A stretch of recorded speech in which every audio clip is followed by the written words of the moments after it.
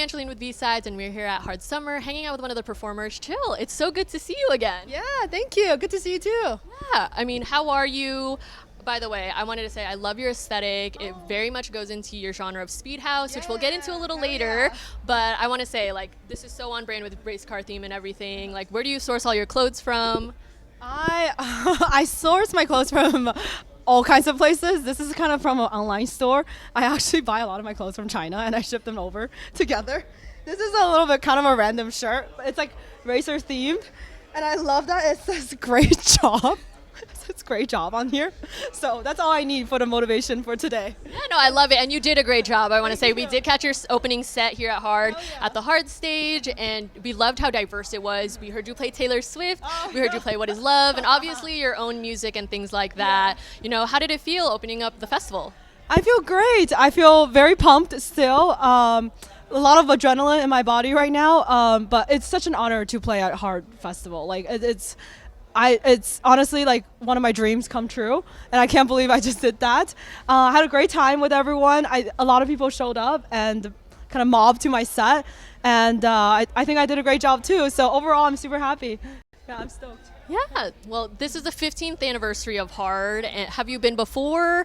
What was your first festival that you've been to as like an attendee?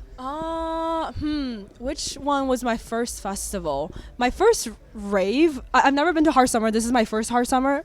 First of all, I am going to Into the Crowd after this interview and walk around and see other people's sets. My first rave was Above and Beyond. My first festival, I forgot. Was it Beyond? Maybe Beyond Wonderland was my first festival. Yeah, but the Above and Beyond show was like a rave to me because it was like so huge. That's kind of one of my first experiences into like raving and electronic music, and totally fell in love with it afterwards. No, that's awesome. I think one of mine was also an Insomniac event. I think it was one of the Wonderlands or something. So I totally relate to you as it being my first festival. Yeah. I mean, I think that this is also our first time here, so we're really excited to be here, and we're really glad that you kind of like set the stage and the tone for everything. It was so fun, and we've met so many great people so far, and we wanted to say congratulations on your EP, Mini Motors. We saw that you celebrated at a go-kart track. First off, why wasn't I invited? Just kidding, but really, how fun was it? It looked so cool. It was so fun. It honestly started out as an idea. We were having like a Zoom meeting, and I just kind of throw it out there, like maybe we should do a go-kart EP party. And at first it wasn't possible because it was, it's very costly to rent out an entire go-kart track and make it free for everyone. But my label miraculously found a sponsor that sponsored the whole event, so we like pulled it together and did this go-kart EP party thing. I might be one of the first DJs to do like a DJ set on a go-kart track, and I invited a lot of my friends over. They were driving go-karts while I was DJing in the middle of the track. It was just great vibes. I thought like my music fit really well with that kind of setting, and my EP's name is Mini Motors.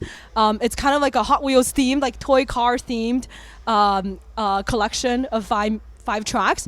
So I thought the go-kart thing and Mini Motors fit really well together. It just kind of tied everything together very cohesively, and it definitely is one of my like core memories in my life now, doing this go-kart party.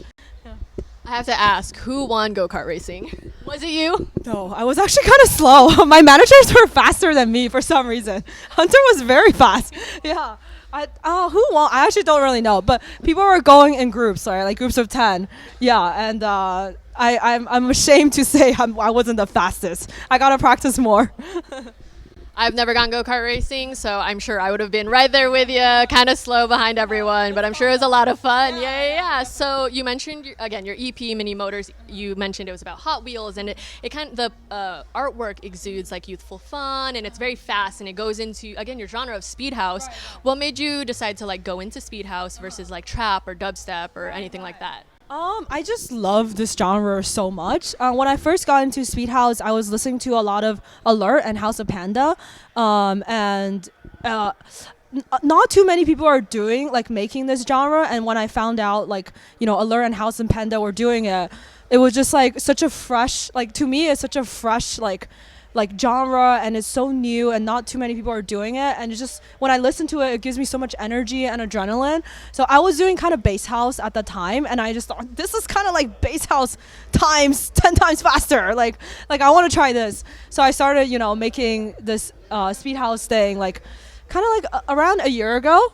And I just really fell in love with it. I really like how it goes off like live so well, and people respond so positively to it.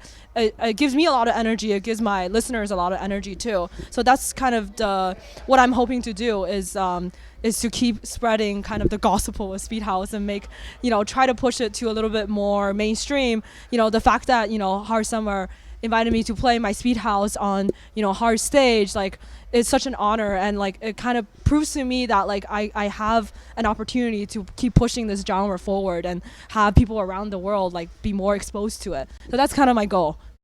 So you mentioned F1 and things, and again, your whole aesthetic is kind of like this race car vibe. How did you get into car culture? How did you get into car culture? Like, do you have aspirations to become a racetrack driver? Like, tell us a little bit more about that. My dream is to become an F1. I'm kidding. I'm not super into car culture yet. I am trying to understand more around car culture, but I got into F1 because of the Netflix documentary, just like a lot of people did. I started watching, I was like, this is so interesting. Like, this is like a whole other world out there. And I saw like Martin Garrix was DJing at one of the Grand Prix a couple years ago, and I was like, damn, like dance music works really well with F1. Like the adrenaline and the energy, it ties well together so well, and especially speed house. Like I just thought it's kind of a perfect concept to fuse the two of them together. And I haven't been to a Grand Prix yet. I'm going to the Vegas Grand Prix this year, so I'll see how that goes. It's gonna be super fun, and hopefully I get invited to DJ a Grand Prix in the future. That's one of my dreams. Yeah.